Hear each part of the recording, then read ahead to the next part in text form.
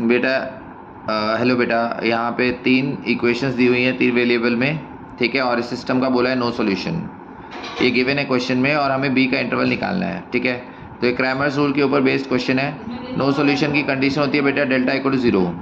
तो कोफिशिएंट्स को यूज़ करके 3x3 डिटरमिनेंट बनाया, उसको 0 कर दिया। इसको एक्सपैंड करते हैं, तो एक्सपैंड करने पे बेटा ये एक्सप्रेशन आता है, फर्स्ट रो के अलॉन्ग एक्सपैंड कर दिया, माइनस ए स्क्वायर प्लस 2a माइनस 1, पूरी इक्वेशन को माइनस से मल्टीप्लाई कर दो, ए स्क्वायर माइनस 2a प्लस 1, ए माइनस 1 का स्क्वायर बनता है 0, मतलब ए का वैल्यू 1 आता है।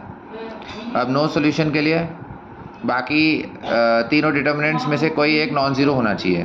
तो डेल्टा 1 लिखते हैं। डेल्टा 1 में फर्स्ट कॉलम की जगह 1 1 0 आते हैं कॉन्स्टेंट्स, डेल्टा 2 में सेकंड कॉलम की जगह 1 1 0 आते हैं, और डेल्टा 3 में थर्ड कॉलम की जगह 1 1 0 आते हैं। बट अगर तीनों डिटर्मिनेंट्स में ऑब्जर्व करें तो पहली 2 रो सेम हो जाती हैं बेटा तीनों डिटर्मिनेंट में। इसका मतलब डेल्टा 1 डेल्टा 2 डेल्टा 3 तीनों ही 0 हो रहे हैं, और यहाँ पे तो फर्स्ट और थर्ड कॉलम भी सेम हो रहे हैं। तो इसका मतलब डेल्टा 1 डेल्टा 2 डेल्टा 3 तीनों 0 है, और डेल्टा हमने 0 कर ही दिया था। तो इसका मतलब ये हमेशा इन्फाइनेटली मेनी सॉल्यूशन ही होगा अगर मैं ए का वैल्यू 1 रखूँगा, और बी का वैल्यू कोई भी रियल वैल्यू ले सकते हैं। बट उन्होंने बोला है कि नो सॉल्यूशन होना चाहिए, तो इसका मतलब नो सॉल्यूशन के लिए बी की कोई वैल्यू सेटिस्फाई नहीं करेगी। तो बेटा फॉर नो सॉल्यूशन हम बोल सकते हैं कि बी बिलोंग्स टू 5, तो इसका आंसर होगा एम्प्टी सेट, ठीक है, क्योंकि नो सॉल्यूशन के लिए कोई एक डिटर्मिनेंट इसमें नॉन जीरो होना चाहिए, जो कि हो नहीं पाएगा क्योंकि हमेशा पहली 2 रो सेम हो जाएंगी। समझो बेटा।